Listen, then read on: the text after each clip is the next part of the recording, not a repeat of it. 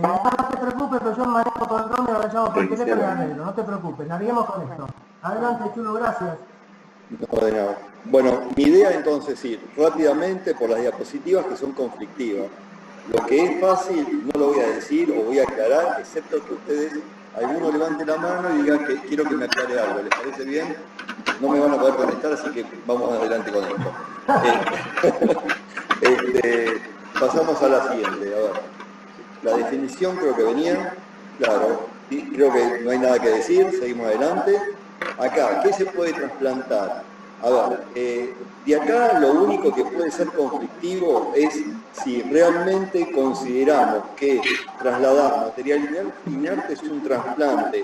En realidad no es, desde el punto de vista estricto, no es un trasplante como nosotros lo conocemos. Pero si uno toma desde un punto de vista muy general, uno dice, bueno, sí, puede ser algún tipo de trasplante. Lo único que hay que tener en cuenta es que con respecto a los materiales inertes, lo más importante ahí no es la inmunosupresión, sino que lo más importante es instaurar terapias anticoagulantes. O sea, hay que darle heparina para evitar la activación de la cascada de coagulación. Nada más con respecto a material inerte. Con respecto a materia fecal, puede haber también algún tipo de duda. Algunos les puede sorprender, pero hoy en día la única indicación posible de trasplante de materia fecal es cuando uno tiene una colitis pseudomembranosa que es resistente a la medicación habitual. En ese caso, la última instancia es el trasplante de materia fecal. El resto, si cura o no cura el autismo, si cambio o no cambio la flora para tener una terapia antiprotásica, etcétera, todo eso, todo es experimental y no hay nada de cierto por ahora. O sea, no hay nada que realmente esté funcionando en estos momentos. Lo otro que les pueden preguntar es el tema del tejido compuesto. ¿Se hace en mano, cara? Sí. Hoy sí, y la verdad que la evolución de esos pacientes es bastante buena, considerando, obviamente van a tener rechazo, pero es bastante buena porque se les soluciona un problema grave, es estético, pero es un problema grave. Así que sí se hace el trasplante de tejido compuesto, en particular llama mucho la atención cara, y en la Argentina se iba a comenzar con cara este año, cosa que dudo que vaya a ser, así que supongo que el año que viene, cuando terminemos con el tema de la lectura de la pandemia, por ahí retomamos con las cosas habituales, con los proyectos. Seguimos adelante, excepto que tengan alguna duda. Seguimos adelante entonces. La siguiente, esta creo que no hay ninguna duda, seguimos adelante. Tampoco creo que tengamos ninguna duda con respecto a esto, que es un desafío en salud pública. A ver, para que ustedes sepan, el costo de un trasplante de riñón es lo que le sale al Estado mantener una persona durante un año en diálisis. ¿Está? ¿Qué quiere decir con esto? Que si yo saco una persona en diálisis, esa plata la voy a poner para el trasplante y a partir de ese momento yo no gasto en diálisis. Lo que pasa es que en general los que manejan la salud pública ven el día a día y lo que es el costo de un trasplante que es mucho mayor en corto tiempo que considerar a largo plazo. Ustedes tienen una persona, le hacen un trasplante renal, lo sacaron de diálisis por 7 años, 8 años, 9 años, con suerte 12, con suerte 15. Y eso es un ahorro muy importante para el Estado, muy importante. Además de la calidad de vida. Ahí hablo de plata, que la verdad que no tendría que hablar mucho de plata, pero la calidad de vida cambia completamente. Como lo dice el paciente dice, vuelvo a nacer, y realmente es así. El tipo ya puede trabajar, puede hacer lo que habitualmente hacía. Seguimos adelante.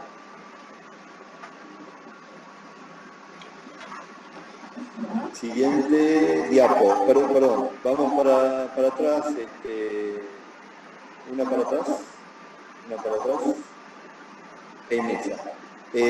A ver, con esto lo que yo quiero decir es que en algunos casos hay alternativas, por ejemplo en el caso de riñón tengo diálisis, no voy a morir, en el caso de intestino se hace muy poco trasplante de intestino, muy poco, pero lo que hoy en día se hace tan poco porque se mejoró mucho la nutrición parenteral. Con respecto al páncreas tenemos bomba de insulina, etcétera, etcétera, pero hay algunos casos en donde no tengo nada para darle.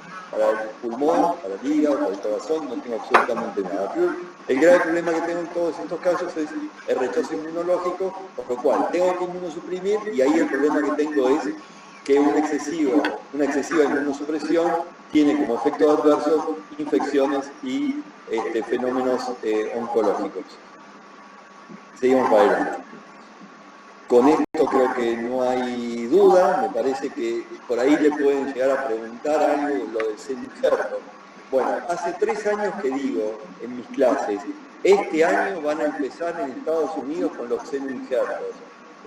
Han gastado muchísima plata, principalmente hay un lugar en Alabama que han puesto mucha plata y con el tema de la edición génica han podido sacarse de encima a los virus que existen en las células del cerdo. ¿Por qué el cerdo? Porque anatómicamente es muy parecido a nosotros en cuanto al tamaño de los órganos. No voy a decir chiste, nada acá.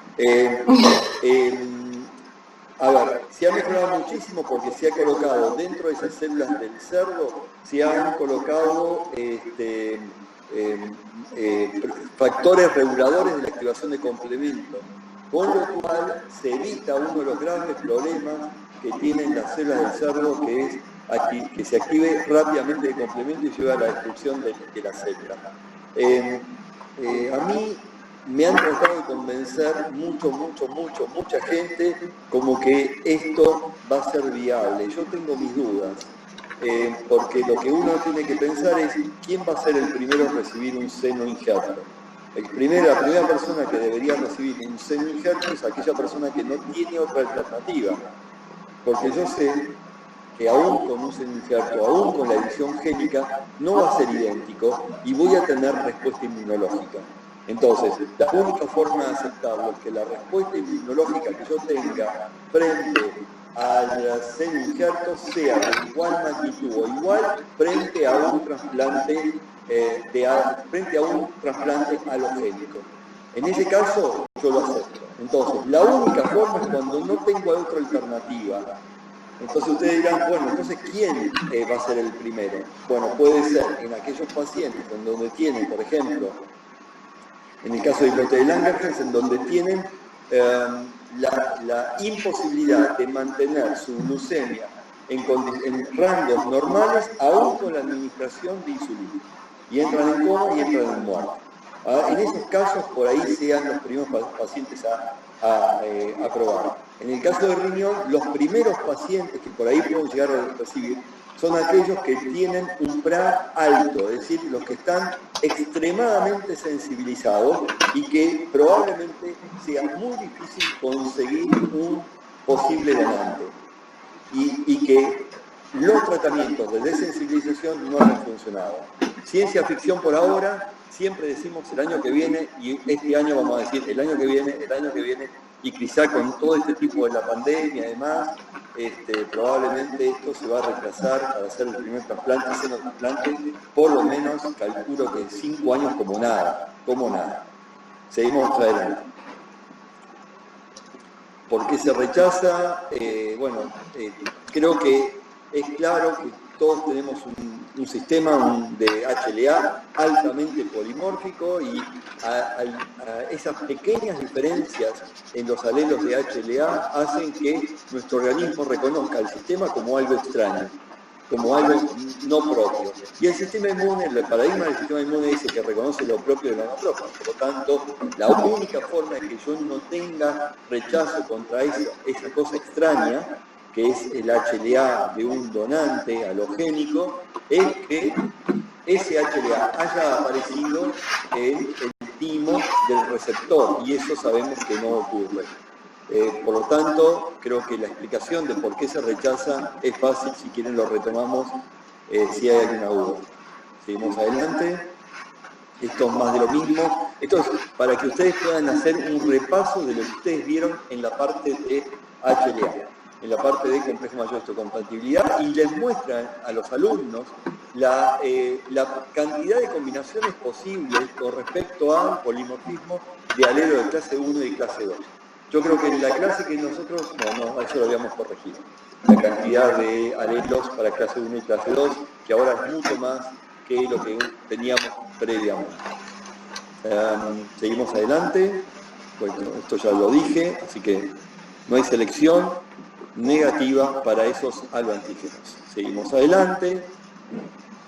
Y esto es las evidencias por las cuales nosotros sabemos que este es el mecanismo de rechazo, es decir, la existencia de un sistema altamente polimórfico, poligénico, es la responsable de que tenga un rechazo. Además de todos los experimentos que se hicieron en ratas y ratones, acá yo estoy colocando dos evidencias en humanos, porque uno puede decir, bueno, una cosa es el laboratorio, otra cosa es lo que pasa realmente. Bueno, esto claramente me da las bases, el sustento por el cual yo puedo decir que el sistema HLA es el responsable de los rechazos. En primer lugar, la primera evidencia es que el primer trasplante exitoso fue entre gemelos univitelinos. Estoy hablando de trasplante renal. Y ese trasplante lo hizo un cirujano que se llamaba Joseph Murray, que recibió el premio Nobel de medicina por eso. Ahora, lo otro que es importante que tengan en cuenta es lo siguiente. Ustedes en la... ¿Hola? ¿Hola? Se escucha. ¿Se escucha? Se escucha, Chulu, se escucha. Ah, bien, porque pensé que me había ido. Bueno, miren pero ahí hay un ruido raro, no sé qué pasa. Parece que a alguien se le activó el micrófono y está haciendo interferencia. Claro. Apagan Bueno, todos sí. los micrófonos, por favor, silencien todos los micrófonos. Vos si no, Bueno. podés silenciar a todos y después de silenciar a Chile.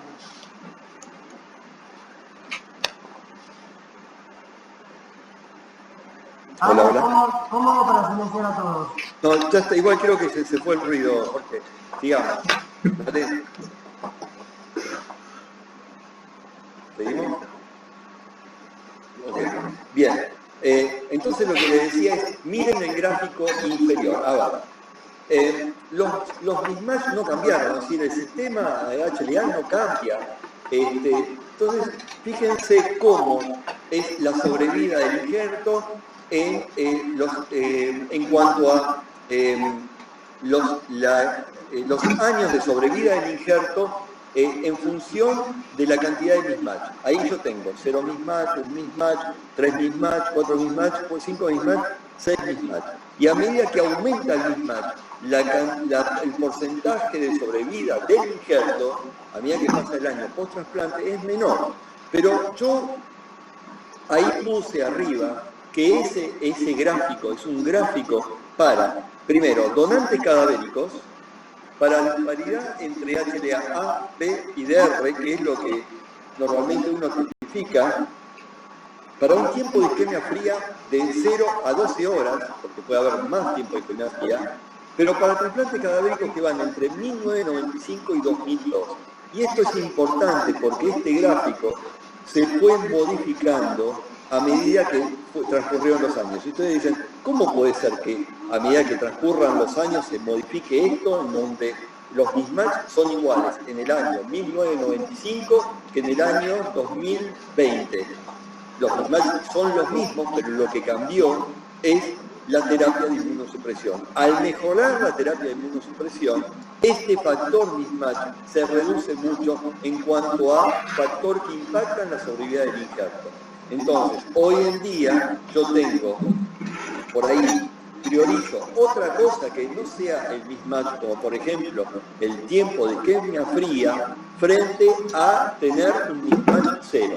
Entonces hoy digo, bueno, no importa si tengo 2 o 3 mismatch, igual lo trasplanto porque tengo una terapia inmunosupresora lo suficientemente eficiente para que no me impacte en la sobrevida del injerto. Espero que se haya entendido y si no, retomamos el tema más adelante. Ana, seguimos. Bien, es importante que les digan a los alumnos el tema de la nomenclatura. Para trasplantes se utiliza una nomenclatura propia en el área de trasplante. Así llamamos a los antígenos aloantígenos, llamamos a la respuesta inmune a los reactiva, a los anticuerpos llamamos a anticuerpos aloreactivos, etc. Entonces, una terminología que es propia de la gente que se maneja en trasplante. Seguimos adelante. Eso es para repasar el sistema HLA, así que más de lo mismo para que muestren la variabilidad en las distintas cadenas. Esto es una especie de repaso del sistema que me parece importante, y decirles que aunque yo tenga mismatch 0 para HLA-A, para HLA-B y para DR, aún puedo tener rechazo. Y ese rechazo puede estar porque existen antígenos menores de histocompatibilidad.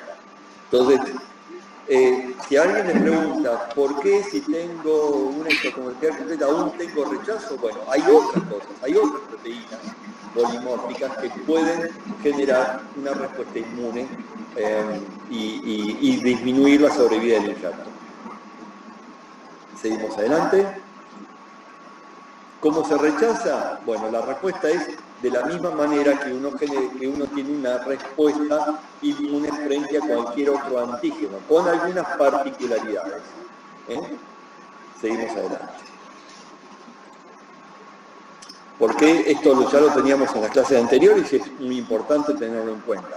La respuesta inmune que ustedes van a tener va a ser mediada por linfocitos T que, por una frecuencia de linfocitos T que tengan, o sea, la frecuencia de linfocitos T que van a reconocer a los antígenos va a ser mucho mayor que la frecuencia de linfocitos T que puedan reconocer antígenos convencionales. Yo tengo que un linfocito T naive de 100.000 linfocitos T naive van a tener la capacidad de reconocer un antígeno convencional. En cambio, un linfocito T naive de 100.000 o 1.000 van a tener la capacidad de reconocer un aloantígeno. O sea, tengo más células con capacidad de reconocimiento de los aloantígenos. Para colmo, esos linfocitos T que pueden reconocer el aloantígeno son linfocitos T el 50% son linfocitos T de memoria, con lo cual los requerimientos de activación son mucho menores. Sigamos. Esto es algo que incorporamos este año, que no lo teníamos el año pasado, que son dos situaciones diferentes. Yo puedo tener un individuo al cual va a recibir un órgano, un individuo que nunca antes vio ese aloantígeno, nunca antes estuvo expuesto al aloantígeno presente en el órgano del donante, e incluso no hubo ningún tipo de respuesta inmune frente a un antígeno microbiano que genere una respuesta cruzada, o sea, que genere linfocitos T que reconozcan aloantígenos que compartan con el antígeno microbiano, es decir, lo que llamamos mimetismo molecular. Es decir, es una persona virgen y por lo tanto tiene que generar, para poder generar una respuesta inmune de rechazo, tiene que generar una respuesta inmune aloreactiva primaria. La segunda situación es aquel individuo que ya tiene un linfocitos o anticuerpos halogénicos preformados contra los alelos de HLA.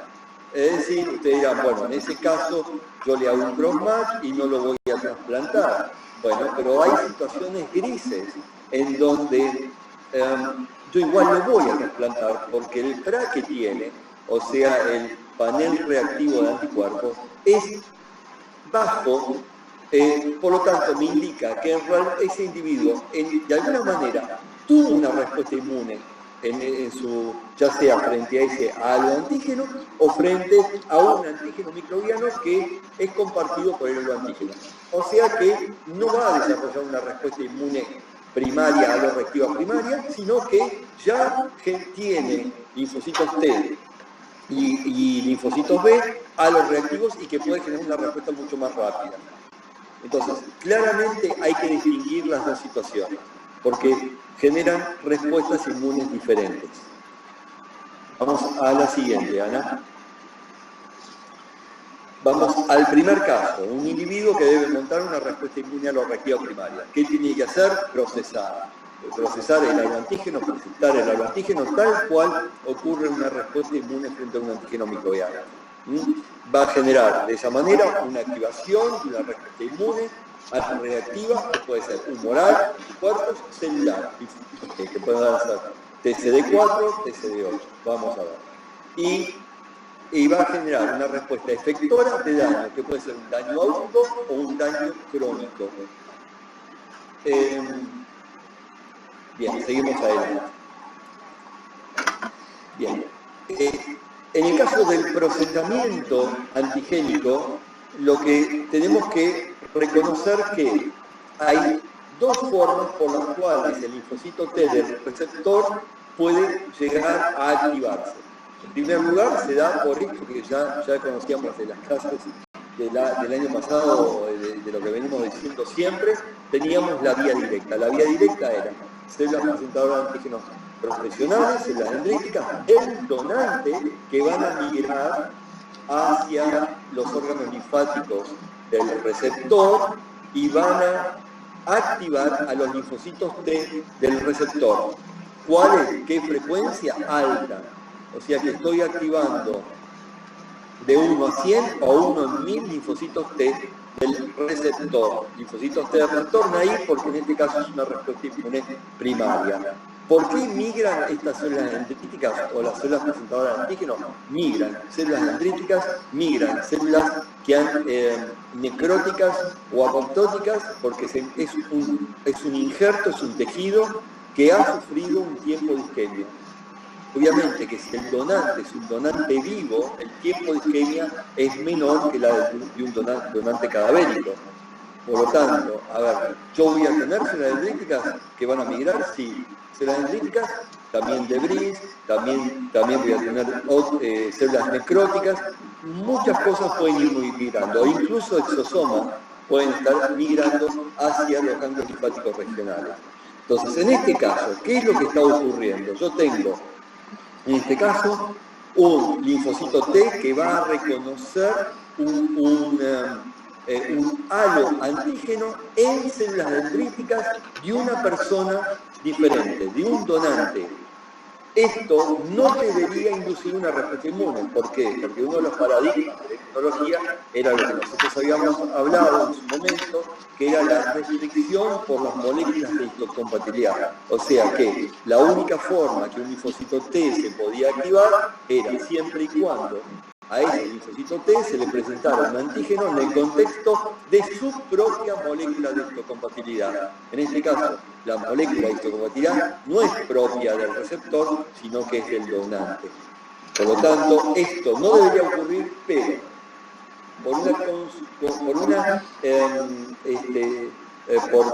debido a una conformación estructural del haloantígeno con el péptido del receptor, toda esa estructura va a imitar a la de un péptido extraño en el contexto de la molécula de histocompatibilidad propia del receptor del órgano. De esa manera lo activa. Pero recuerden que en este caso no hubo procesamiento del haloantígeno. ¿Por qué? Porque es toda la molécula halogénica con el péptido que estaba en el órgano del donante, en las células del donante. Por lo tanto, acá no hay procesamiento antigénico. Seguimos adelante. Tenemos la siguiente vía, que es la vía indirecta, que esto es muy simple, porque esto también lo teníamos el año pasado, que era cuando los linfocitos, las células dendríticas del receptor están siendo reclutadas al órgano del donante, ya en el receptor, ya trasplantado en el receptor, y están entrando favorecidos por un endotelio que es un endotelio activado. ¿Por qué? Porque es un endotelio que sufrió un tiempo de isquemia. Por lo tanto, esos precursores de células dendríticas entran, esos precursores de células dendríticas procesan, captan células necróticas, antígenos solubles, y lo van a procesar ¿por qué vía? Por la vía de procesamiento antigénico endocítica, y por lo tanto lo debería estar presentando en el contexto de las moléculas de histocompatibilidad de clase 2, excepto que exista presentación cruzada. Bien, entonces, en este caso, lo que tengo es lo habitual. Células dendríticas del receptor con moléculas de histocompatibilidad, del receptor con linfocitos T, del receptor que reconoce un haloantígeno que ha sido procesado por las células del receptor, y por lo tanto, en este caso, la frecuencia de linfocitos T que van a poder reconocer a este haloantígeno va a ser baja, va a ser similar a la de un antígeno microbiano, y la proliferación va a ser una proliferación alta. Seguimos adelante.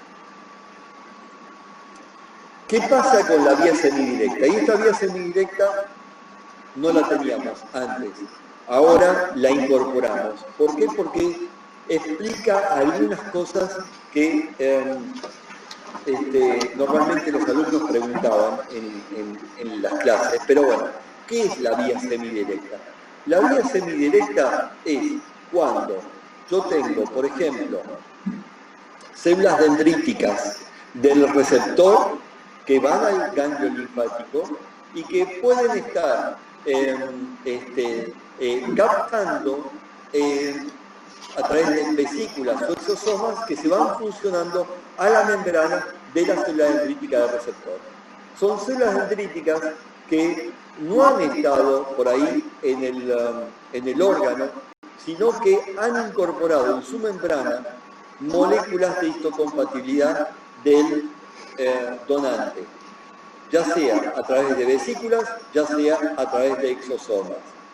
Por lo tanto, como la mayor carga de vesículas y exosomas son moléculas de histocompatibilidad de clase 1, en general la vía semidirecta estaría favoreciendo la activación de los linfocitos TCD8. Por lo tanto, en general, en un trasplante uno va a tener la vía directa, la vía indirecta y la vía semidirecta. ¿Por qué digo que es importante mencionarles a los alumnos la vía semidirecta? Porque muchas veces venían los chicos y me decían, ¿por qué no, entonces, no depletamos a los órganos del donante de todas las células presentadas antígenos profesionales, de todas las células dendríticas? Y de esa manera reducimos la vía directa y solamente vamos a tener la vía indirecta. Bueno, al principio, a pesar de hacer eso, igual veíamos que había activación por una vía directa, que en realidad era esta vía semidirecta y no la vía directa. Repito, la relevancia de la vía semidirecta es que igual uno tiene rechazo, aunque saque o que lave a las células dendríticas del donante. Seguimos adelante. Una cosita que me quedó de la diapo anterior es lo siguiente. Hoy en día en países como, y no en todos los lugares, pero en algunos centros en Estados Unidos y en Europa, se utilizan máquinas de perfusión, que lo que hacen es, una vez que se saca el órgano no se coloca, como por ejemplo acá y en muchos otros países del mundo, en una bolsa con frío, sino que se lo conecta en una máquina en donde los mantienen perfundidos con un líquido que no se va recambiando hora tras hora, sino que va circulando hora tras hora hasta que ocurra el trasplante. Y ese órgano mantenido de esa manera tiene una mejor sobrevida que un órgano colocado en frío. O sea, en lo que se llama almacenamiento estático. El almacenamiento estático es peor que, en este caso, una bomba de perfusión. En la Argentina hay una familia que ahora está haciendo, que es una familia de investigadores, hay un ingeniero, alguien del INTA, que está haciendo hoy en día una máquina de perfusión para ver si podemos implementar esto en la Argentina.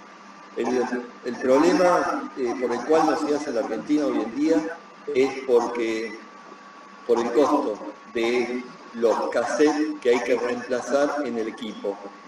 No por el equipo en sí, sino por los cassettes, que tienen un costo relativamente alto. Vamos entonces a la siguiente diapo. Y en la siguiente diapo, ahí estamos resumiendo las tres vías. Vía directa, semidirecta, indirecta. Y creo que es claro cada una de ellas. Me parece que no tiene sentido que me detengan esto. Sigamos adelante, Ana. Bien, en este caso, en la segunda etapa, obviamente, es que yo tenga células y que tenga anticuerpos. Todo eso me va a llevar a una lesión del parénquima. Seguimos adelante. Vamos a analizar ahora qué tipo de respuesta altorreactiva puede inducir una vía directa, una semidirecta o una indirecta. Bien. La vía directa sola va a poder generar respuesta de tipo CD4 o CD8.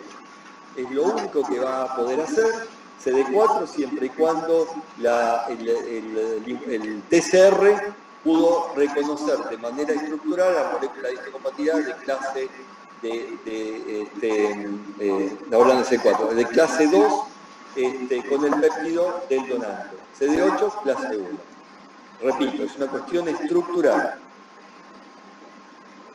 Hola, ¿escuchan? ¿Escuchan? ¿Escuchan? Sí, escuchamos. Bien. En la vía indirecta, como hubo un procesamiento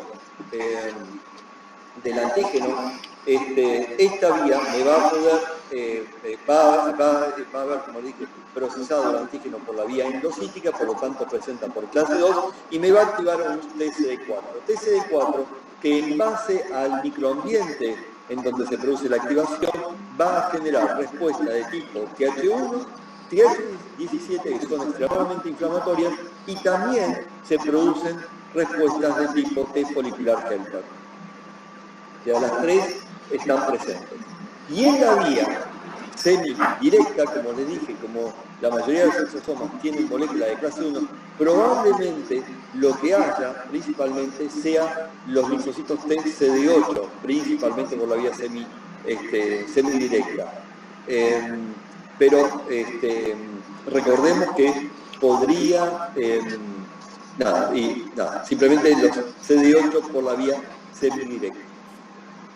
Recordemos que sí, que en el caso de la vía indirecta puede haber cross presentation, y entonces en ese caso, además de CD4, puede tener también CD8. Yo creo que la diapo es lo suficientemente claro como para entender qué puede generar cada una de estas vías.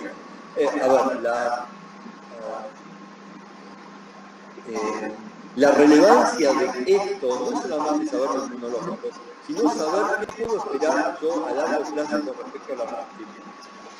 A corto plazo, la vía directa obviamente va a tener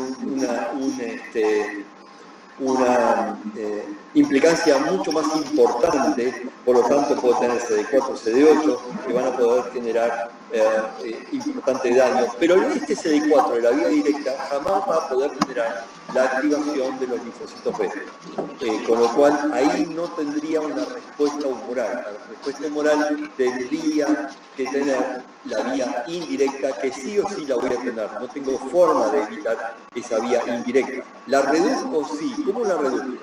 A través de las terapias de depresión que normalmente se utilizan durante el primer día. No es en mi casa, es mi vecina. Se escucha todo, chicos, pero bueno, ¿qué va a hacer? Es así. Lo que les decía es que las terapias de inducción de depresión, por ejemplo, timoglobulina, lo que hacen es ofrecer menos cantidad de CD4, menos cantidad de CD8 para que puedan ser activados por las células dendríticas, ya sea por vía directa, ya sea por vía indirecta, ya sea por la vía semidirecta. Seguimos adelante. Y acá tenemos lo mismo, lo que habíamos dicho antes. Creo que a todo esto, esta diapositiva agrega el tema de los eventos asociados frente a la activación, que es la existencia de isquemia repercusión. Recordemos que estas personas que están siendo trasplantadas no son personas sanas, algún problema tienen, probablemente tienen mayor cantidad de infecciones, probablemente tienen alguna otra comorbilidad que facilite la activación de la respuesta inmune. Seguimos adelante. Bueno, el tema acá pasa por... Sí. ¿Por qué en el caso de la semidirecta tenés que la frecuencia es de 10 a la 8 o es la 5? Y por lo que entendí, sería más una indirecta, similar a la indirecta, teniendo en cuenta que los sistemas mundiales ¿por qué se analiza la razón? La semidirecta en realidad es más parecido a una vía directa, Ana, no una vía indirecta. La indirecta es la del procesamiento. La semidirecta es simplemente parte de la membrana de una célula que está en ese órgano isquémico que va a ser incorporado a la membrana sin procesamiento, se va a fusionar con la membrana de otra célula que no estuvo en el foco, que no estuvo en el órgano. Entonces, en realidad, la vía semidirecta tendría que tener la misma frecuencia que una vía directa. No sé si se entendió ahora. Entiendo, lo que pasa es que tendría que estar súper eficiente para llegar a la misma frecuencia de la directa. Me imaginaba que era mucho menos eficiente para la cantidad de personas profesionales para ser capaces de activar a un límite. Mira, no sé si me entendés lo que digo, sí, yo te digo.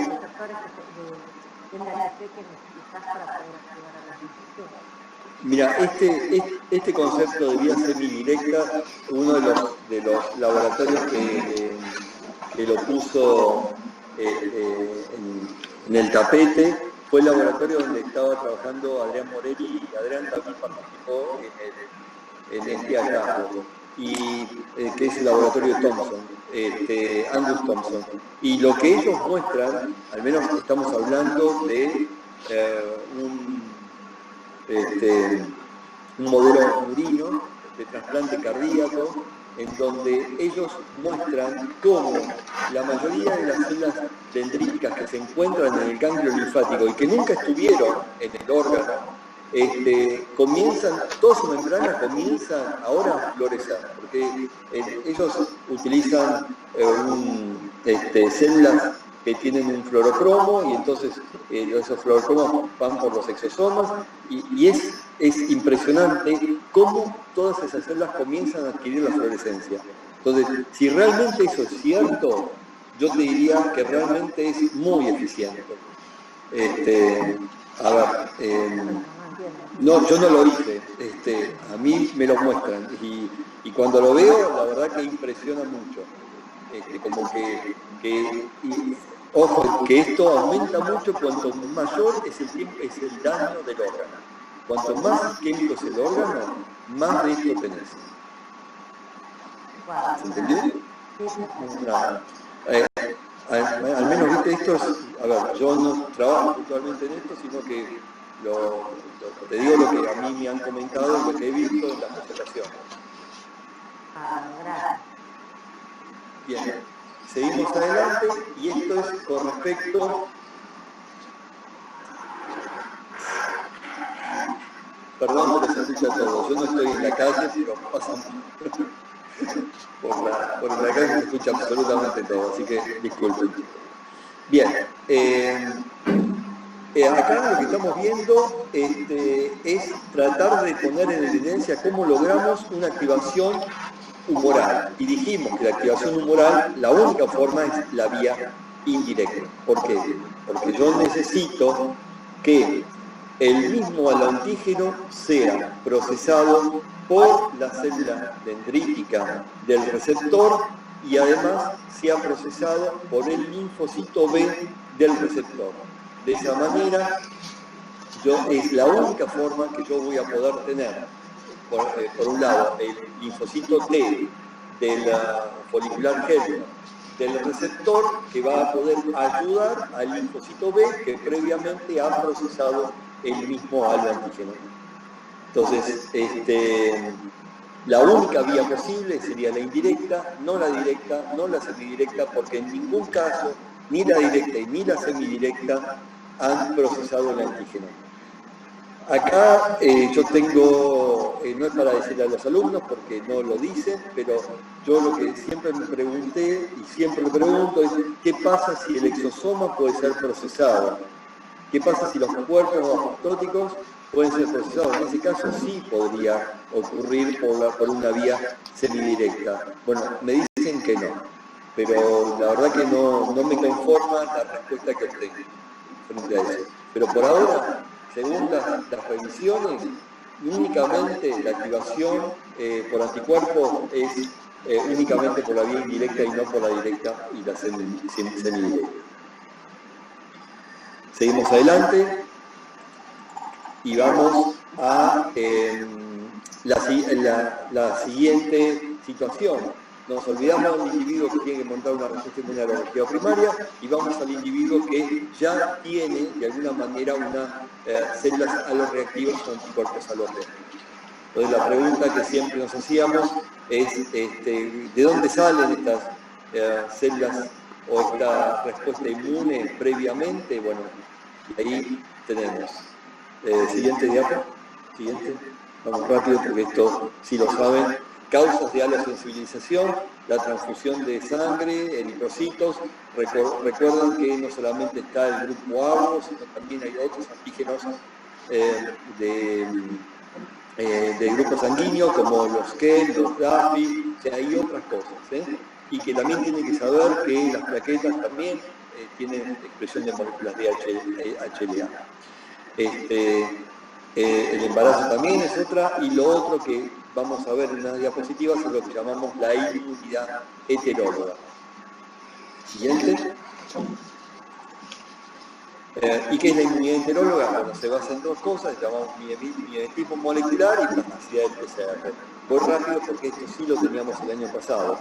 Vamos al mimetismo molecular, siguiente diapo, y es simple. En este caso, el mimetismo molecular es un linfocito T que tuvo la capacidad de reconocer un antígeno microbiano en el contexto de mi propia molécula de actividad, mi célula presentada de antígeno, madura, lo activa y genera un linfocito T de memoria. Ese linfocito T de memoria ahora reconoce la molécula como tirada del donante, que tiene un péptido del donante, como si fuera un antígeno microbiano, generando lo que se llama una cross-reactividad, una cross-reacción, y entonces me activa a estas células de memoria y genera una respuesta mucho más rápida. Les voy a pedir un minuto, que me den un minuto y vuelvo, ¿sí? Porque me estoy quedando sin batería y necesito buscar el cargador. Discúlpenme, un segundito. No hay problema.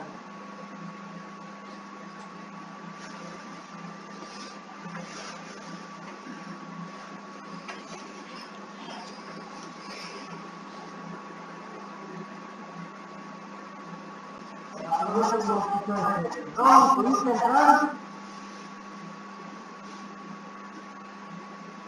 Me dijo que sí antes, solo. Eso me había avisado que sí. No sé, ahora se me fue desde que el club se fue, a mí se me fue la pasada. Yo no me había dicho que había podido entrar. No funciona. Ahí está.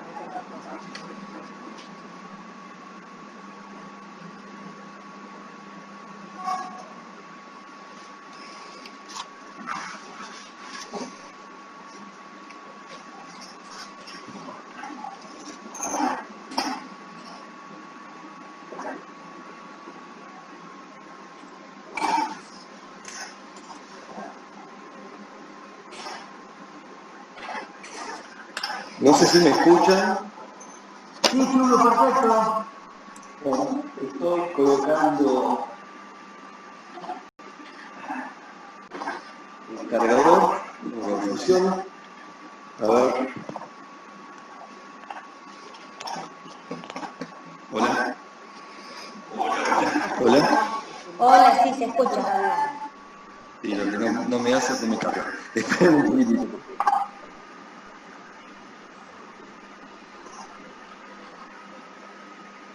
Ahora.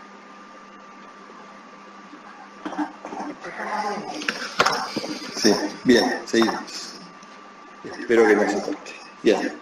¿Dónde estábamos? Bien. A ver, seguimos adelante. Estoy en la diapo. En esta diapo. Bueno, el mimetismo molecular. Esta diapo trata de mostrarles en qué consiste el mimetismo molecular y les muestra una secuencia de un halopéptido presentado por, en este caso, una molécula de isocometría de clase 2. Ese mismo péptido fue procesado, pero es un péptido que está presente en el CMB. Simplemente para mostrarle a los chicos en qué consiste esta reactividad cruzada. Seguimos adelante.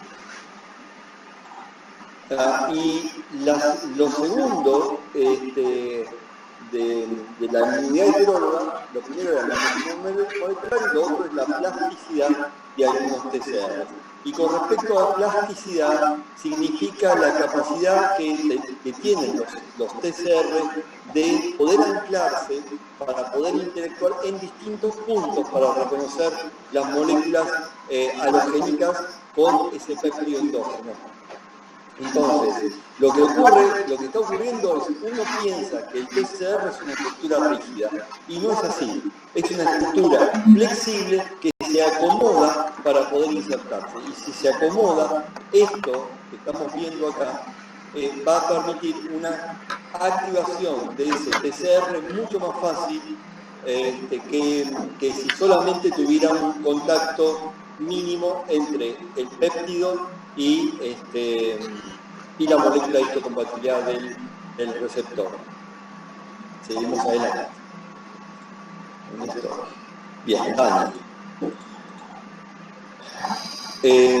Daniel simplemente, creo que siempre acá estamos hablando, bueno, ¿qué tipo de rechazo puede tener el individuo? El individuo puede tener un rechazo humoral, un rechazo celular o un rechazo mixto. Nosotros en inmunología siempre hablamos de el rechazo en base a el tiempo. Entonces hablamos de un rechazo agudo, un rechazo crónico, un rechazo hiperagudo. Los médicos, los trasplantólogos, en realidad, más que nada se basan en las biopsias, en la anatomía patológica, para decir qué tipo de rechazo existe, si es un rechazo humoral, celular o un rechazo mixto. Seguimos adelante. La importancia ahora. Bien. Bien, y acá lo que uno trata de mostrar con esta diapositiva es que hay otros factores que impactan en lo que es la sobrevida del órgano. Ahora, ¿por qué un riñón de un donante cadavérico tiene una sobrevida diferente a la de un riñón de un donante vivo si tuviera la misma cantidad de mismatch? Bueno, entonces hay otro factor. ¿Cuál es ese factor? La isquemia, obviamente. Pero no solamente estamos hablando de mismatch, porque, por ejemplo, yo puedo tener una persona que reciba un trasplante simultáneo de riñón y de páncreas, que es muy común porque, como ustedes saben, los pacientes diabéticos muchas veces tienen nefropatía diabética, y entonces cuando se los trasplanta con el páncreas y también con el riñón. Y en esos casos, a veces uno lo que ve es que uno tiene un rechazo en el riñón y no en el páncreas, o viceversa. Si uno tuviera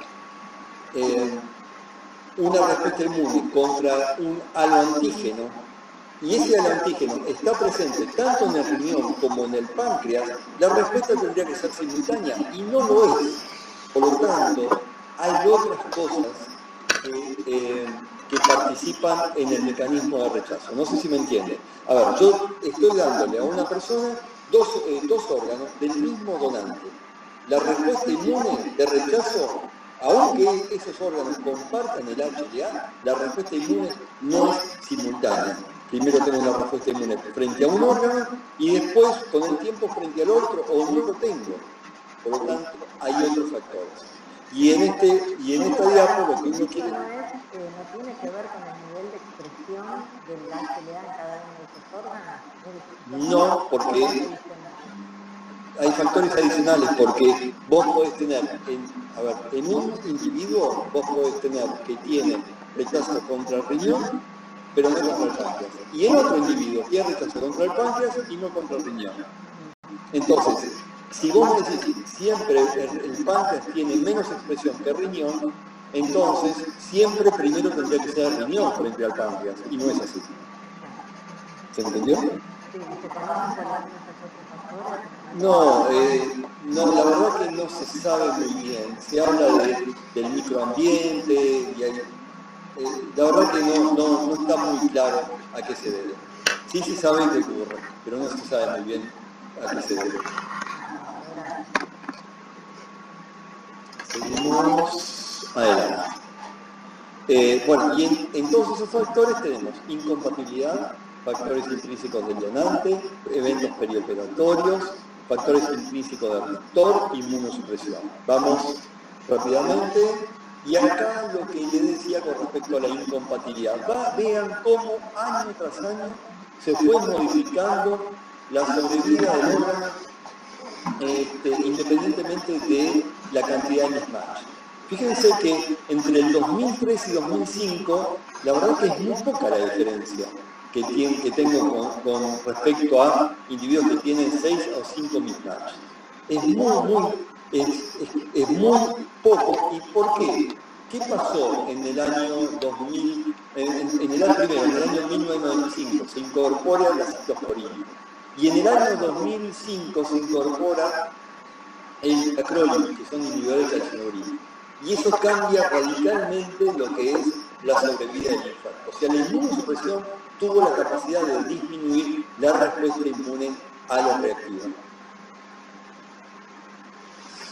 Por eso, hoy en día, también tienen que tener en cuenta que a veces se hace un trasplante y no se espera a la compatibilidad, porque no hay tiempo. En el caso del trasplante para el corazón, se hace el trasplante y no se espera a ver cuál es la compatibilidad.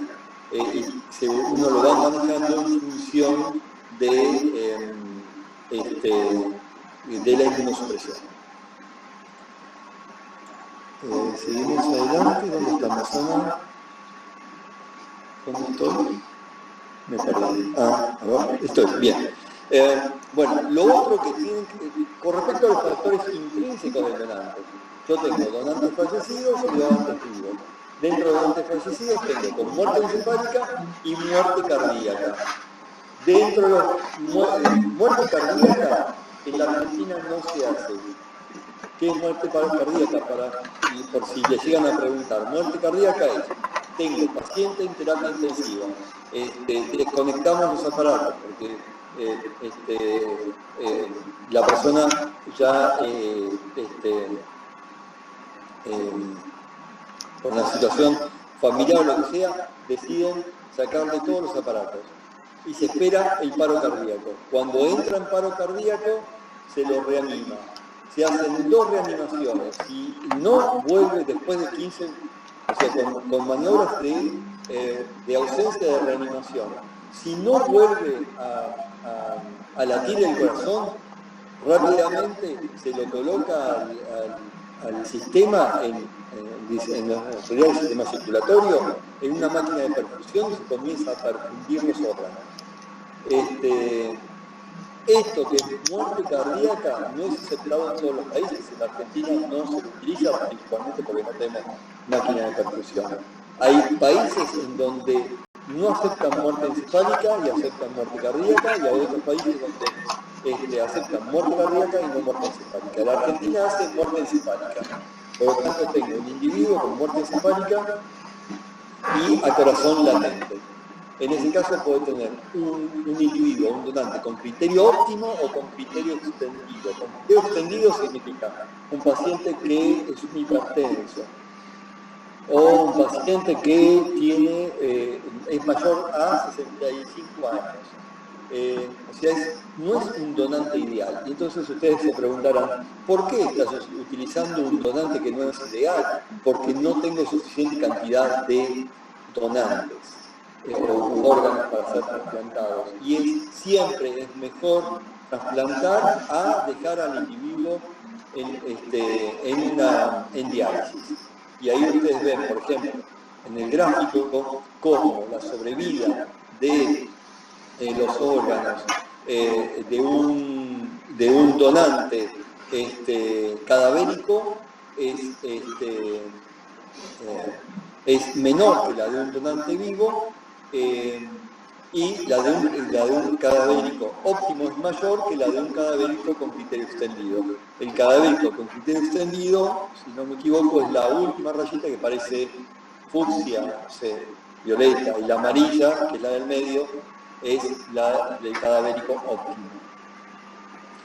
Donantes vivos, ¿qué les pueden llegar a preguntar? El donante vivo, ¿tiene un donante vivo relacionado? Si no es relacionado, tiene que haber una orden judicial que lo autorice. También están los donantes vivos pareados en cadenas, que es cuando existe una incompatibilidad entre un familiar que quiere donar y por ejemplo, el hijo de ese padre que le quiere donar el órgano, pero que es incompatible con el hijo. Y tengo la misma pareja del otro lado. De otro lado tengo también una que quiere donar y el hijo, madre o lo que sea, que no puede recibirlo. Pero los dos que son incompatibles son compatibles con el otro. Por lo tanto, el padre que no le puede dar a su hijo se lo da al otro padre y lo puede recibir. Y el hijo que quería darle al padre se lo da al hijo que no podía recibir el órgano de su padre. En Estados Unidos se han hecho cadenas o pareados de hasta 12 trasplantes al mismo tiempo.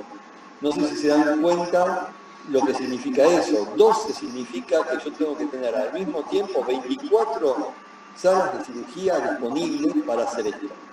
En general no se los hace en distintos momentos porque lo que puede ocurrir es que una pareja de donante receptor le dé el órgano y que al día siguiente el otro donante se arrepienta. En ese caso yo no puedo obligar a ese donante a que le dé al receptor el órgano. Simplemente a modo de curiosidad, en Estados Unidos ahora apareció el voucher en algunos lugares. Y el voucher es, ustedes tienen un chiquito que saben que va a ir a una insuficiencia renal crónica con el tiempo. El padre es un padre que tiene una determinada edad que es óptimo hoy para donar un órgano. Y entonces, ¿qué le dan? Le dan un voucher, le aseguran que le dicen a ese padre, doná ahora a otra persona y yo te aseguro que tu hijo va a tener un órgano cuando lo necesite. ¿Por qué? Porque por ahí, en 10 años, cuando el chico entra en insuficiencia renal crónica, el padre ya pasa a ser no óptimo, sino un donante con criterio extendido. De esa manera se aumentan las chances, las posibilidades de sobrevida del órgano para ese hijo. Es real y se está haciendo en Estados Unidos. La cuestión es aumentar la cantidad de donantes y aumentar la sobrevida del órgano. Vamos con la siguiente. Bueno, ¿no todos los donantes cadavéricos son iguales? No, obviamente no. Yo cuando tengo una persona que se lo diagnostica con muerte encefálica hasta que comience el proceso de ablación puede pasar días.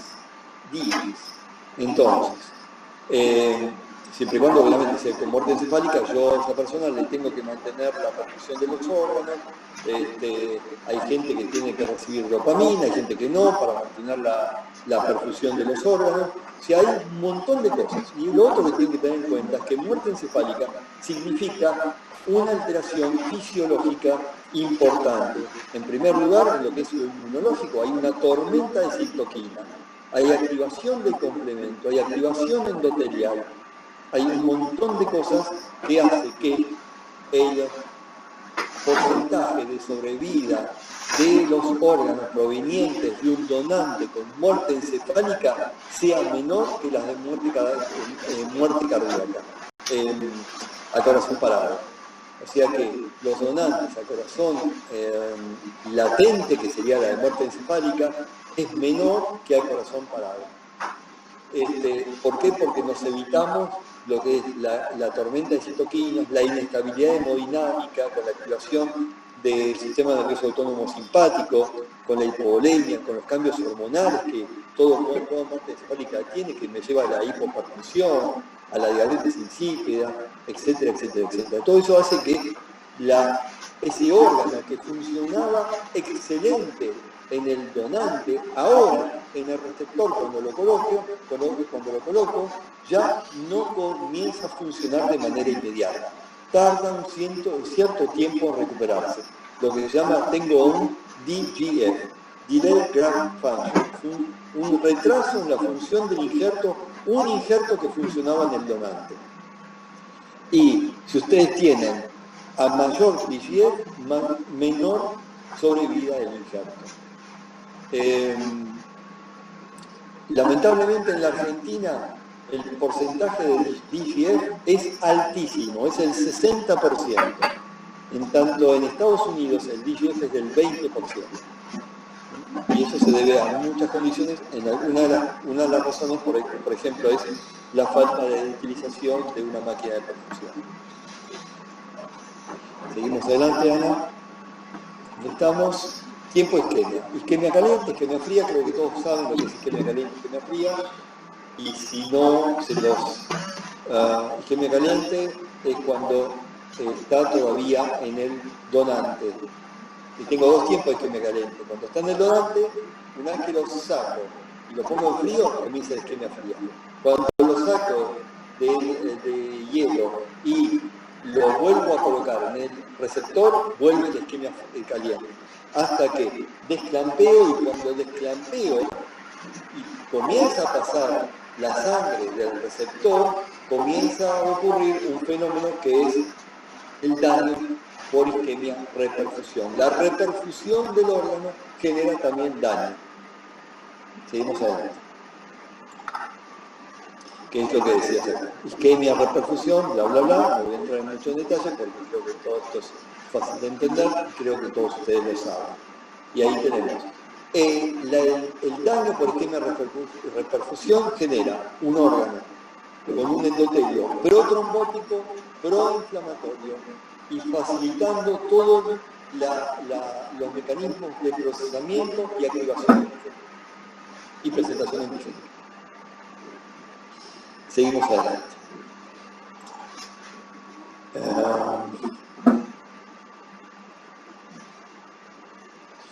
A ver, no sé si no me olvidé algo en la anterior. Déjame ver una cosita. ¿Cuál era?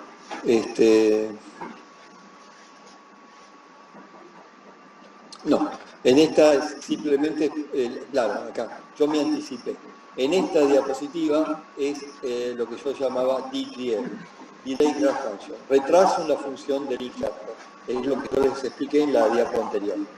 Es importante que les expliquen a los chicos lo que es el DGF. El DGF, ustedes es un órgano que está funcionando en un donante, lo colocan en el receptor y no funciona de manera inmediata. Y ese es el DGF. Sigamos adelante. Bueno, esto es más de lo mismo con los DANs que me van... ¿Sí? ¿Alguien pregunta? ¿Hola? Hola, hola. Escucha. ¿Alguien me hizo una pregunta? No, debe haber sido una interferencia, Chulo. Ok, seguimos entonces. Bien, nada, simplemente acá mostramos cómo de diferentes maneras uno puede llevar a la maduración de una célula dendrítica. Las propias células estresadas que expresan MIC-A y MIC-B pueden activar a las NK y las NK también pueden facilitar la activación de las células dendríticas. Unas células estresadas también pueden expresar neoantígenos y esos neoantígenos ser reconocidos por anticuerpos naturales que me pueden llevar a la activación del complemento y facilitar también la maduración de las células dendríticas. O sea, diferentes maneras de inducir la maduración de las células dendríticas. Recordemos que no solamente la maduración de una célula dendrítica no ocurre solamente por señales de daño, sino que también puedo tener maduración de células dendríticas por interacción con ligandos de molécula, como por ejemplo CD40 ligando, o TNF, o moléculas de la familia de TNF. O sea, hay distintas formas de inducir la maduración de células dendríticas. Seguimos adelante. Una pregunta, Eduardo, Sí. Carolina acá. Y en todo esto los neutrófilos no los estamos mencionando porque a pesar de que ese tejido está inflamado por la isquemia, no participarían, no cumplirían ningún rol, digamos, solo en el hiperagudo eventualmente, pero luego no. Mira, claro, la cosa es así. Hay experimentos hechos en animales en donde depletan de neutrófilos y tratan de ver si la depresión de neutrófilos modifica o no modifica el fenómeno. Y cuando hacen la depresión de los neutrófilos, vos seguís teniendo el mismo mecanismo. Por lo tanto, dicen que los neutrófilos no estarían participando de manera importante en el mecanismo de daño por isquemia de repercusión. Hacen lo opuesto, depletan de monocitos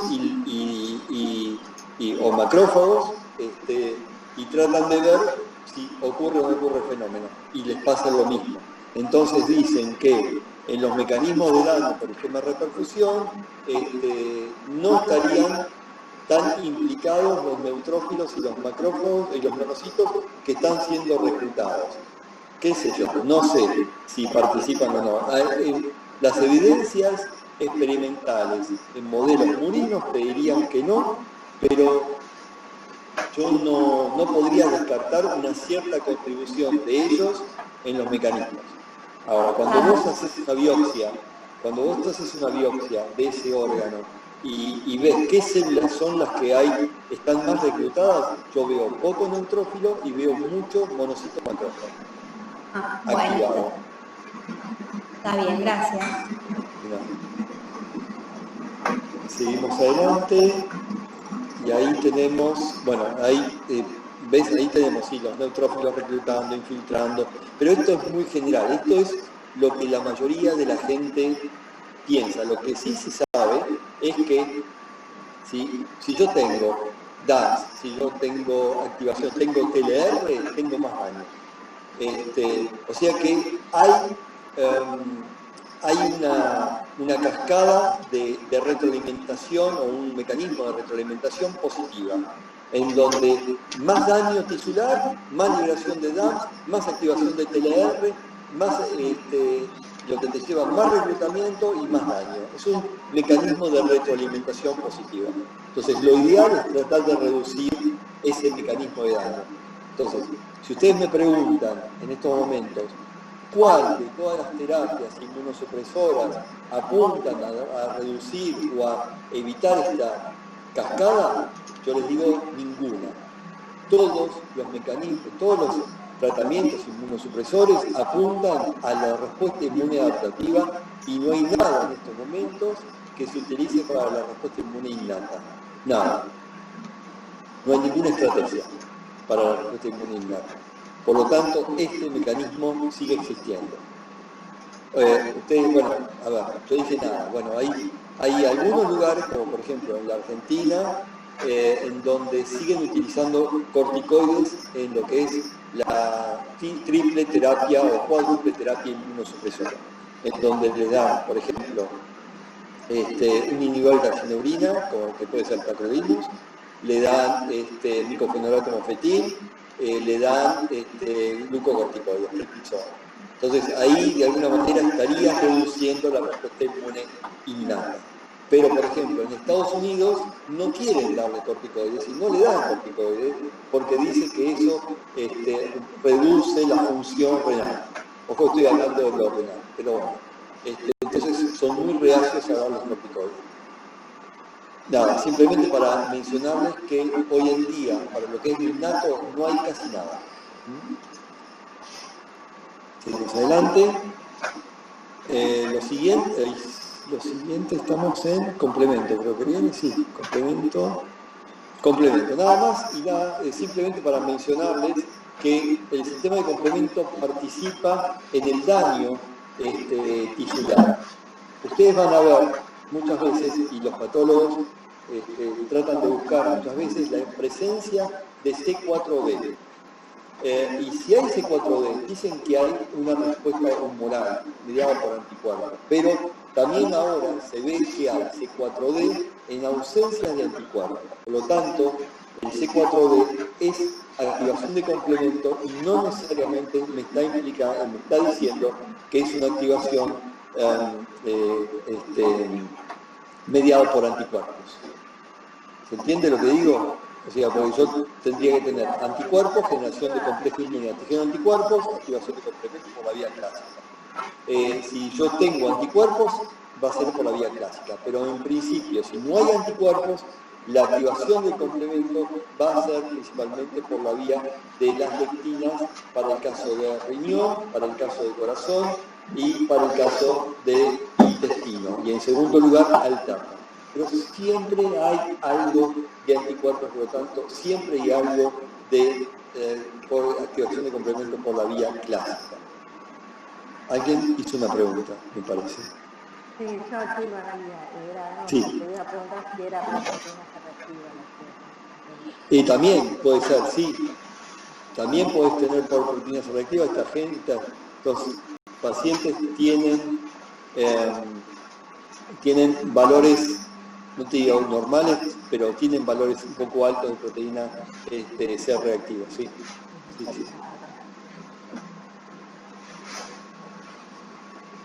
Seguimos adelante. Y vienen los factores intrínsecos del receptor. Bueno, siempre tenemos los factores de la enfermedad de base, que puede recidivar, la edad del receptor es importante, la sensibilización, etcétera, etcétera.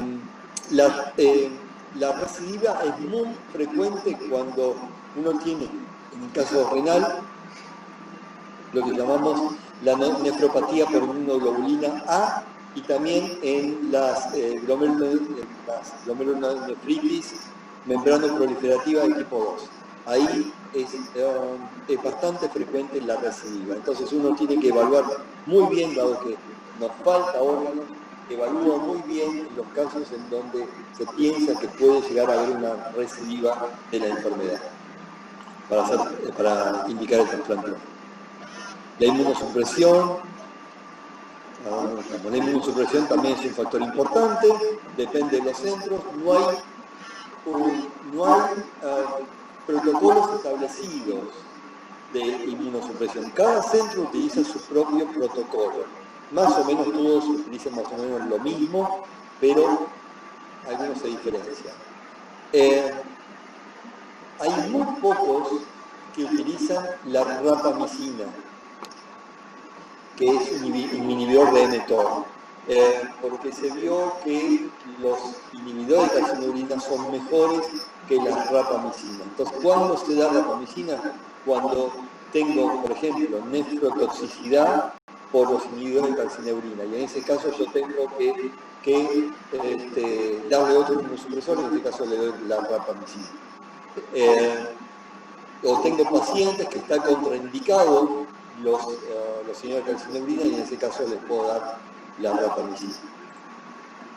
Vamos con la inmunogenicidad. Bueno, esto lo teníamos los años anteriores, así que creo que no hay ninguna duda con respecto a esto. Vamos, ahora, ¿cuál es el blanco de las células efectoras en los tejidos? Obviamente que son las moléculas de histocompatibilidad, pero también tenemos que tener en cuenta que están los antígenos menores, la presencia de neoantígenos, antígenos secuestrados, y también puede haber otras moléculas como por ejemplo integrinas, o la expresión de cadeninas, que también pueden ser blancos de acción de algunos anticuerpos o de linfocitos. A veces hay en una biopsia hay cuadros que parecen ser como cuadros en donde hay una autoinmunidad. Y probablemente en ese caso se dice que el daño que se genera inicialmente por anticuerpos frente a los aloantígenos me expone neoantígenos que me lleva a la generación de cuadros de tipo B. Seguimos adelante. ¿Qué tipo de rechazo? Una consultita. Sí. Me llama la atención esto que decías de Severín o de Caderinas. ¿Esto es porque con la antígenos o y por qué no serían antígenos menores? ¿Por qué no se los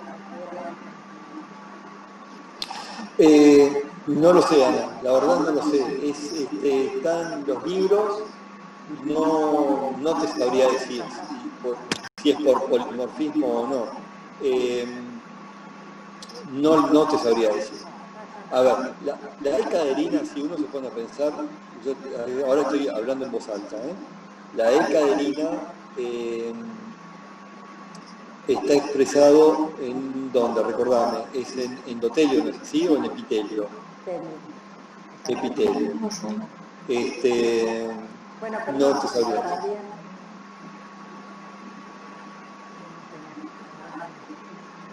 No sé. ¿Por qué no consideran la antígenos menores y no van dirigidos contra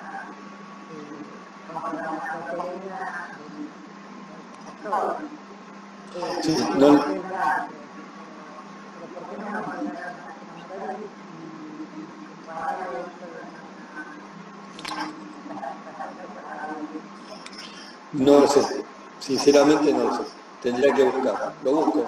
O si quieren, sáquenlo del seminario por las dudas y lo busco y será para el siguiente año. No. Seguimos con el tema del rechazo. Les dije que bueno, es importante que sea considerado, evaluado desde el punto de vista histopatológico, que es lo que hacen en la clínica, saber que el rechazo interagudo se da por anticuerpos, eso sigue siendo así, no ha habido cambios y que ocurre en los primeros días, no necesariamente son los primeros minutos, aunque en los primeros minutos tranquilamente se lo puede ver. Vamos a rechazo interagudo. Esto, seguimos. Bueno, creo que esto ya lo teníamos los años anteriores, creo que no hay ninguna duda con respecto a esto. Ahora, ustedes me pueden preguntar, ¿puedo tener un rechazo hiperagudo al segundo día? La respuesta es sí. Yo puedo tener un rechazo hiperagudo al segundo día. ¿Quién me marca si es un rechazo hiperagudo o no? Me lo marca no el tiempo, me lo marca el cuadro, la biopsia. La biopsia me va a decir si es un rechazo hiperagudo o no. Y entonces, ¿qué es lo que voy a ver? Bueno, lo que voy a ver son los anticuerpos, voy a ver el complemento, y un cuadro que va a ser un cuadro caracterizado por una endotelitis y vasculitis, con activación de la cascada de coagulación también. Seguimos. Acá, en el rechazo agudo, creo que el año pasado siempre hablábamos de un rechazo agudo y no distinguíamos entre un rechazo celular y un rechazo humoral. Para el médico trasplantólogo es muy importante diferenciar el tipo de rechazo, porque en función del tipo de rechazo es el tratamiento que se va a instaurar. Entonces, de nuevo, ¿quién me marca si es un rechazo celular o un rechazo humoral agudo? La biopsia. En los rechazos humorales, lo que uno va a distinguir es la afección, la vasculitis, la endotelitis. En cambio, en el rechazo agudo celular, lo que va a hacer, lo que voy a tener como característico es un infiltrado intersticial. Y eso es lo que me va a marcar. Si quieren, pueden decirles que los linfocitos T van a entrar a ese órgano, del donante, entran por las vénulas postcapilares, infiltran y llegan hasta, en el caso del riñón, hasta las células tubulares de las nefronas y van a comenzar a producir ese daño. Pero el daño no lo veo a nivel vascular. En cambio, en un rechazo agudo o humoral, yo tengo DSA, el DSA es Donor Specific Antibody, o sea, anticuerpos específicos del donante, y esos anticuerpos específicos del donante van a actuar sobre antígenos de HLA expresados por las células endoteliales que me van a llevar esa interacción a una expresión, a una activación del endotelio con expresión de P-selectina, del factor de von Willebrand, por lo tanto activación de la cascada de la coagulación también, me va a llevar a la activación de complemento, obviamente, por la vía clásica, me va a llevar a la necrosis de las células endoteliales y a un proceso en donde voy a tener mucho daño caracterizado fundamentalmente por lo que llamamos capilaritis. ¿Quiénes participan en ese daño? NK, macrófagos, polimorfos nucleares, todos esos van a participar en ese daño, obviamente mediado fundamentalmente por los anticuerpos. ¿Qué hace uno para evitar esto, para reducir esto? Plasmaféresis, y le da IV en dosis mucho mayores a las que se da en los casos de inmunodeficiencias humorales. Entonces se hace plasmaféresis y se da IV en varios ciclos para reducir ese daño humoral. Si no reduce, lamentablemente se pierde el humor. En el caso de rechazo agudo celular, lo que se hace es que se aumenta el tratamiento inmunosupresor, o sea que lo que se piensa es que uno tiene que está subinmunosuprimiendo y por lo tanto aumenta la dosis de los inhibidores de calcineurina, por ejemplo. Vamos al crónico. En el rechazo crónico también puedo distinguir un rechazo crónico oral y celular, aunque está ayer justo escuché, en estos momentos está el Congreso Americano de Trasplante y la sesión de ayer, una de las sesiones de ayer que pude escuchar online, virtual, hubo una sesión en donde se cuestionaba el rol de los anticuerpos en el rechazo crónico.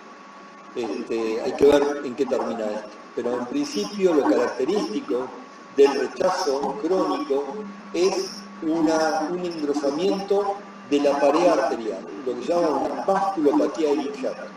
Y esa vasculopatía del injerto termina por generar isquemia del órgano. Por lo tanto, la mayor isquemia me va a llevar a mayor daño y ese daño va a terminar por generar la insuficiencia crónica del injerto.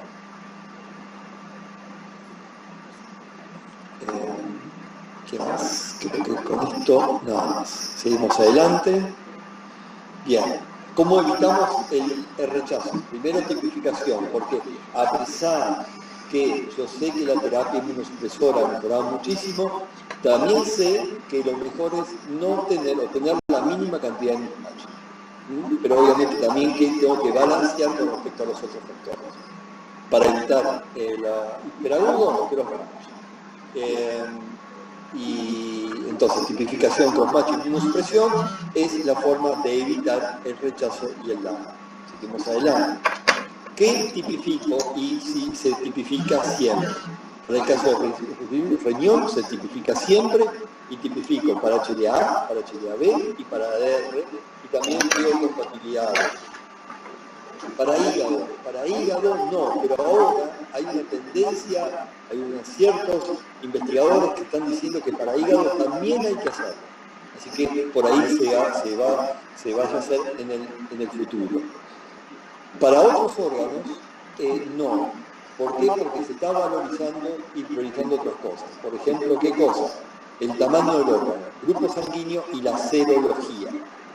Serología entre el donante y el receptor. Por ejemplo, yo tengo un donante que es positivo para CBG y tengo un receptor que es negativo para CBG. Entonces, ¿qué voy a hacer? ¿Le hago trasplante o no? Entonces, yo tengo que ver la serología y si en base a todo eso decido o no trasplantar.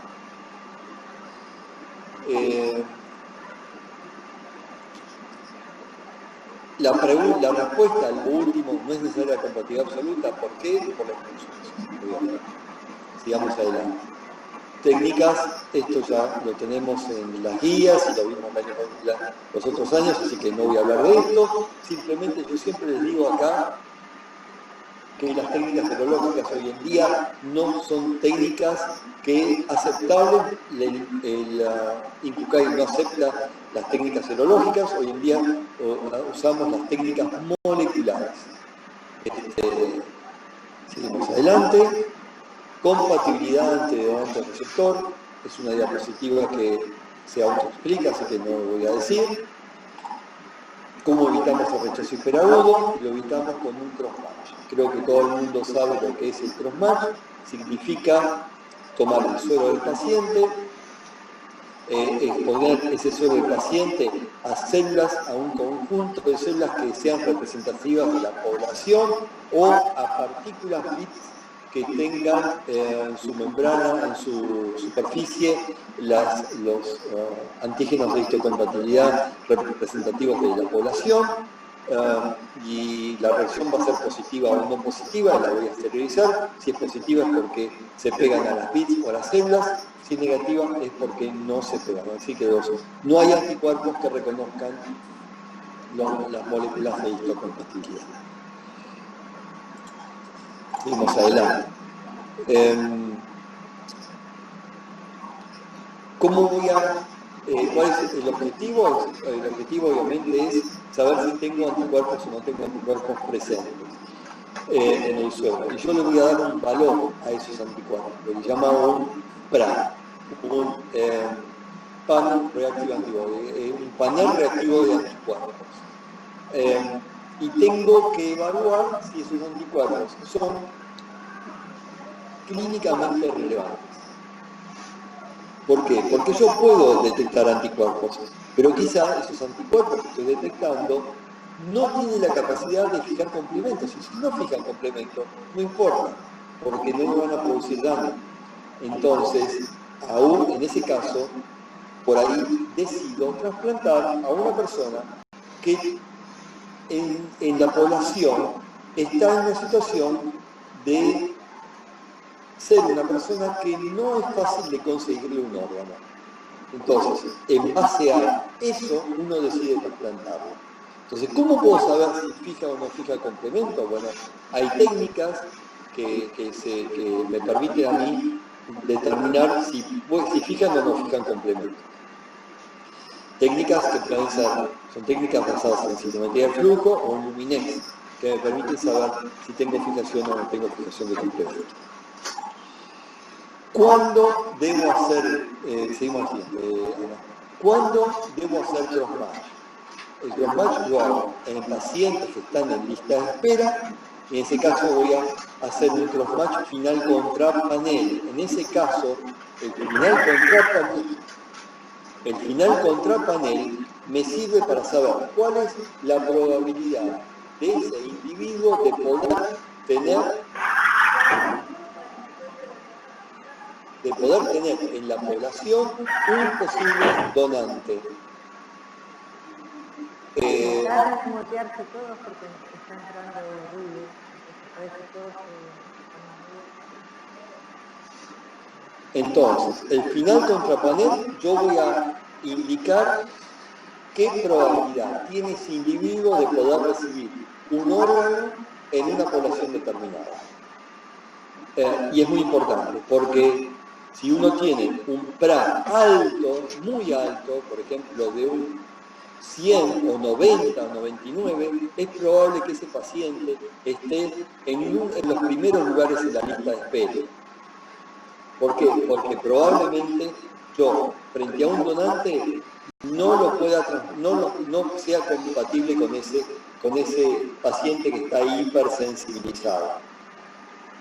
O sea que la lista de espera, uno de los factores para ponerlo por encima o por debajo de una persona es saber qué sensibilidad tiene, saber qué nivel de PRA tiene, para saber en qué lugar en la lista de espera va. Después está el crossmatch, que se llama final contrador.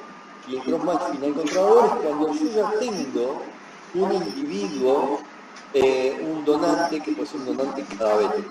Ese donante cadavérico sé que es compatible con ese receptor, lo llamo a esa persona, le hago el estudio, pero también le hago con el suero de los últimos 3 meses y voy viendo qué crossmatch tiene, si es positivo o no, y si se ha modificado con respecto al actual.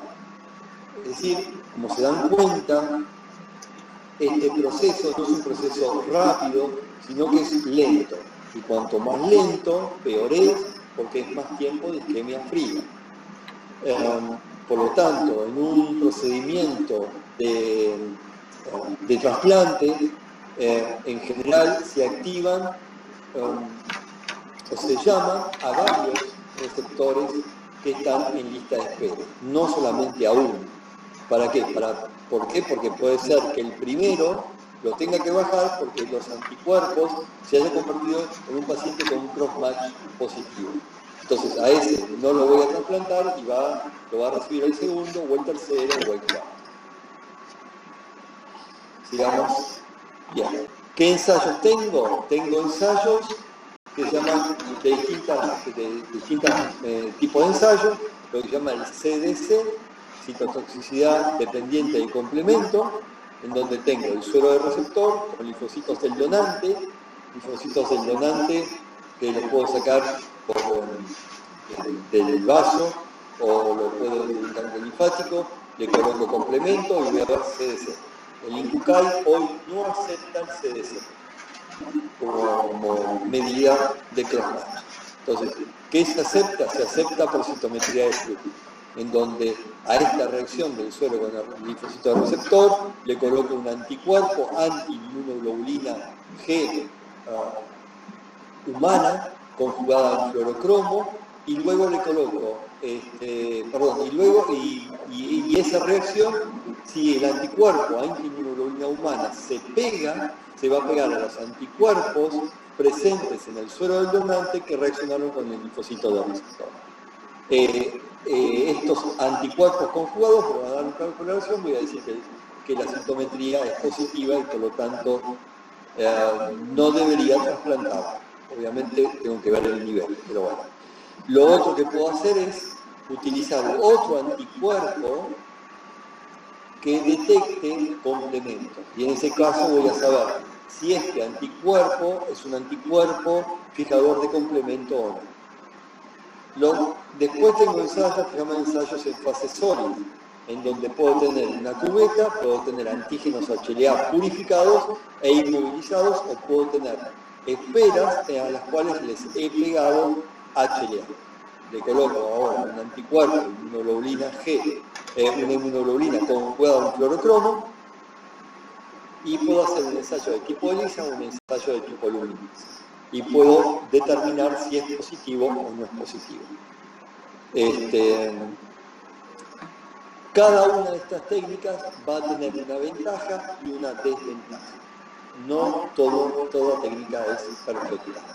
Ahora, si ustedes me dicen cuál tiene más especificidad, la mayor especificidad hoy en día es el Luminex por encima, especificidad y sensibilidad es el Luminex. A ver, El problema es que si yo tengo mucha sensibilidad, quizás esté detectando anticuerpos que no sean relevantes. Entonces yo estoy descartando un posible receptor que podría recibir un trasplante, simplemente porque tengo un ensayo extremadamente sensible para la detección de anticuerpos, que quizás sean anticuerpos no del todo relevantes. Seguimos adelante. Valoro siempre, no, esto ya lo vimos. La contradicción también ya lo vimos, no. A veces estamos hablando de pacientes y de necesidad clínica. A veces uno tiene un paciente que lo tiene que trasplantar porque si no el paciente se nos muere. Entonces lo coloca en, digamos, en la lista de espera en prioridad. Terapias de sensibilización. ¿Lo puedo hacer? Sí. Si yo tengo un paciente con un PRA alto, ¿qué lo voy a hacer? ¿Lo trasplanto o no? Lo saco de la lista de espera y lo voy a desensibilizar. Voy a tratar de reducir los anticuerpos y después lo pongo en la lista de espera. ¿Cómo lo desensibilizo? Haciéndole plasmaféresis, haciéndole IVIC, o sea, gamma-globulina endovenosa, y rituximab, que es un anticuerpo anti-CD20 que lo tienen en los linfocitos P.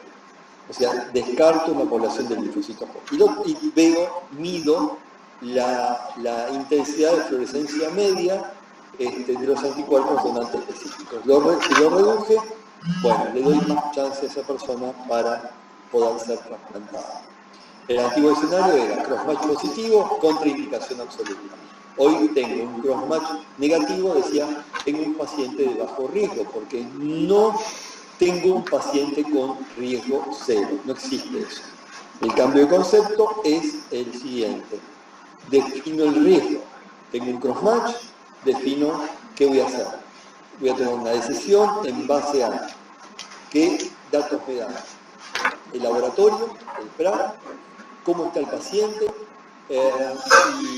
y luego de la charla entre el paciente y el médico se decide o no se decide trasplantar. Y ahí tendremos éxito o fracaso, que obviamente esperamos siempre tener más éxitos que fracasos.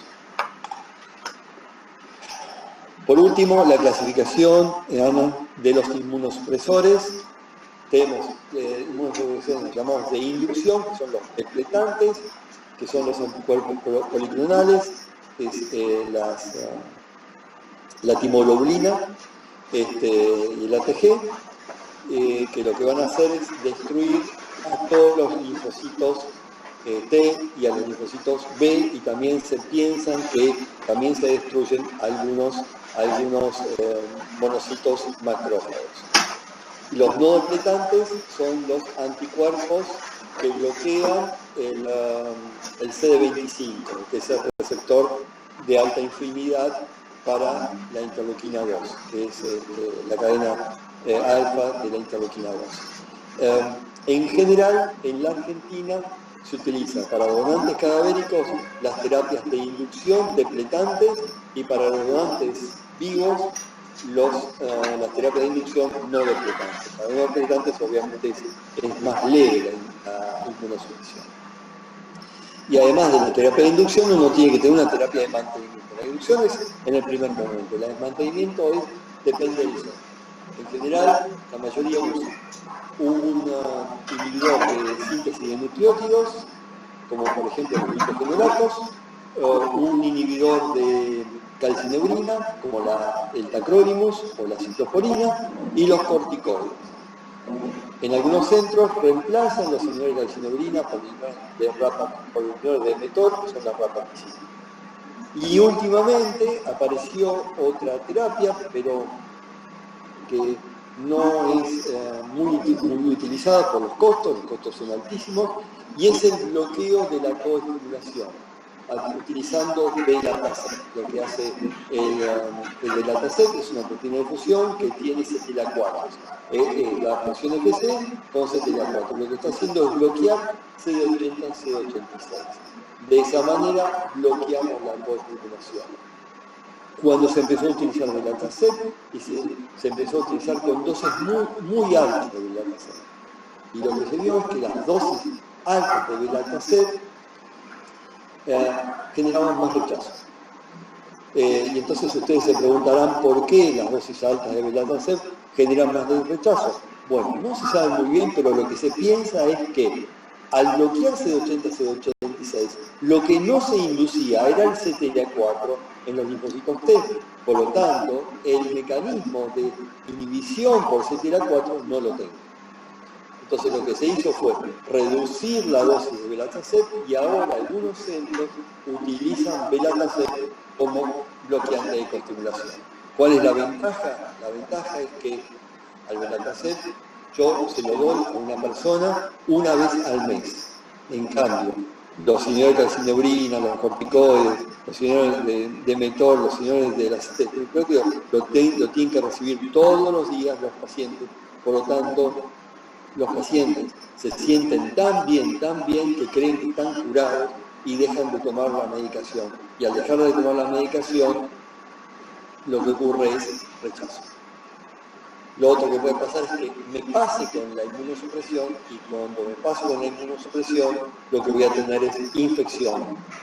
Y en el caso de el trasplante renal, la indicación de infección y la indicación de rechazo es la misma. ¿Cuál es lo que me indica que hay un rechazo y una infección? En el caso del trasplante renal es el mismo. ¿Y saben cuál es? Los niveles de creatinina.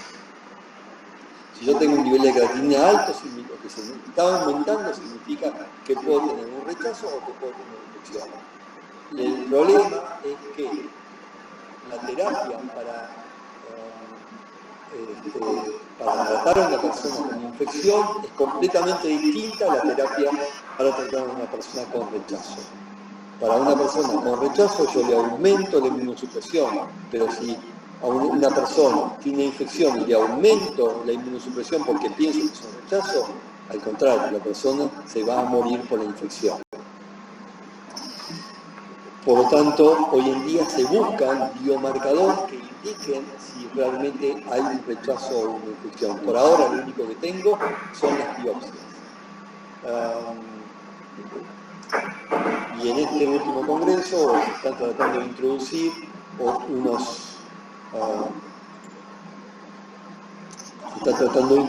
unos kits que determinan la presencia de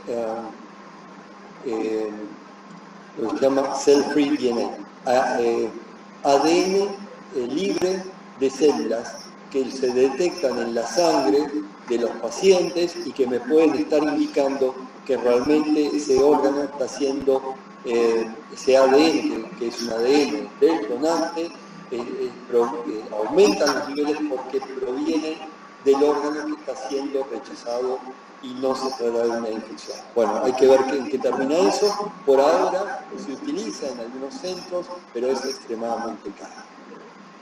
Creo que es la última, Ana, porque llegamos a lo último, que es la ley de Justina.